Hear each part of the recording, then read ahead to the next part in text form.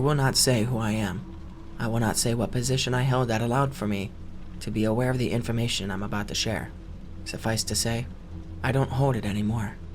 I have read some of the letters directed at Seth and Fox, complaining about Season 8 of Family Guy, and while I can't officially make these statements to any press, I don't want to stay quiet anymore.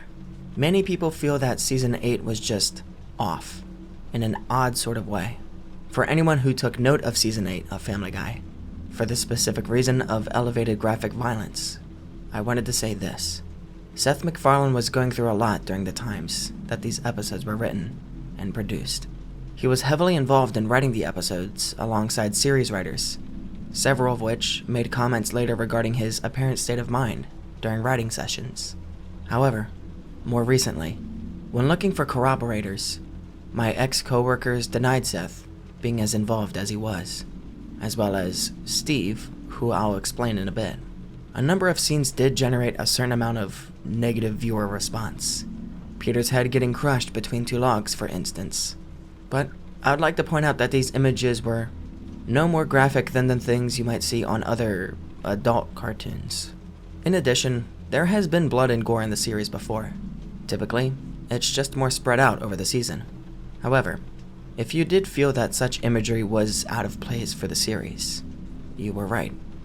Editors cut nearly 2 hours of animated gore, violence, and sexual abuse from Season 8, as well as rejecting 3 proposed episodes featuring the character Quagmire stalking, capturing, and finally killing a woman, whom he keeps for several days while alive, in his basement. Stewie developing a mind control ray, which he tests on Brian, though he eventually uses it to have relations with him. Lois becoming pregnant after cheating on Peter in a threesome with friends from college, confesses to him, and after they argue about what to do about the pregnancy, he performs home abortion on her using a coat hanger. The last episode was eventually rethought and made as partial terms of endearment, but it was cut from the air for the United States, despite being shown in the UK and being available on the DVD for the season. I would like to point out the episode Doggone, in which Brian loses faith in his ability to write, and accidentally hits and kills a dog with his car while drunk by crushing it in half. When he reveals this, everyone but Stewie laughs at him and mocks him, saying that no one cares. Stewie does mock him for a while, but when he realizes how serious Brian is about the issue, he stages Brian's death so that Brian can see the family mourn and feels validated. I suggest you watch this episode while keeping in mind that Seth often represents himself through Brian and Stewie. In this particular episode, I also believe the various dogs and their reactions to their environment reflect Seth's emotions. Early on, when I asked Seth about why he seemed to be emphasizing his use of Brian and Stewie, he just told me he was frustrated with the series so far, that he'd begun to feel like the earlier seasons were idiotic, that the fan base were morons, and that he was stuck. His name would always be associated with Family Guy. He also told me that he was bringing in someone to help mature the material. He mentioned having worked briefly with the man before. The stressed, slightly manic tone of Season 8 culminates in Brian and Stewie, one of the most serious episodes of the entire series. There are no cutaways, and the titular characters behave in a way that seems to show them in their most distilled forms. Again, this episode was heavily censored and altered. The original script called for the scene in which Brian eats Stewie's stool to be shown, not just implied. Brian considers suicide because he feels his life has no purpose, and Stewie saves him with their friendship. Following this episode, the tone evens out, and things return to more or less normal for the series. There was nothing particularly occult or metaphysical regarding the circumstances around the making of Season 8. None of the writers or animators went insane. There were no mysterious deaths, no possessions, none of that. But for those of you looking for a twist or a reason, I will say this. While Seth usually seemed tired outside of working, he did his best to keep up appearances at major events and gatherings. However, it was said that he often looked sicker or more lifeless in the presence of his consultant.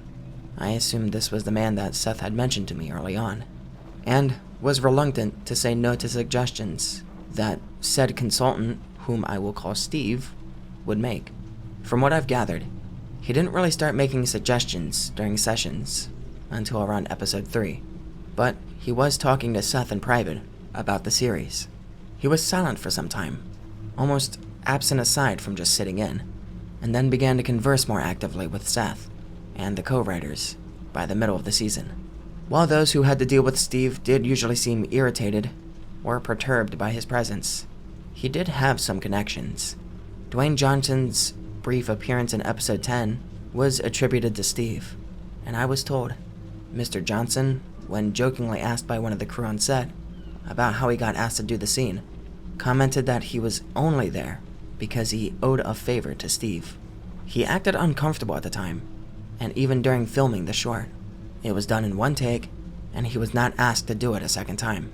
From what I've heard, Steve was present and seemed pleased by the fact that Mr. Johnson was visibly uneasy. During one session, the second time I saw him in person, I did question Steve directly about a suggested plot, and when he turned to look at me, I was genuinely scared. I had no idea why.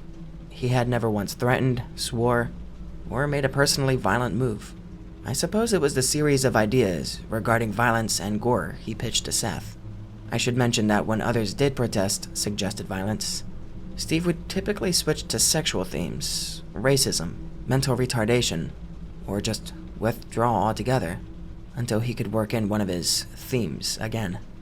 The pitch I was concerned about was for a running gag.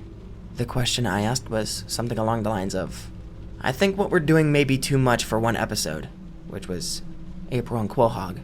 Blood is okay once, maybe twice in the episode, but showing the same man dying over and over might be a bit much.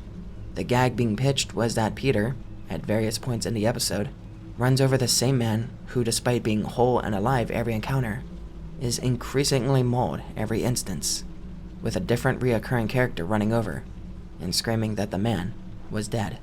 Seth was unaccompanied to the writing sessions for episode 17, and he was much more energetic than I had seen him in months.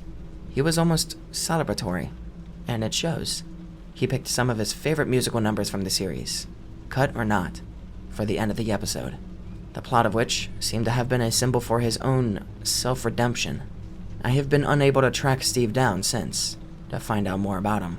No records exist within the company to show that he was ever officially signed on or paid, and I believe he may have been privately hired by Seth.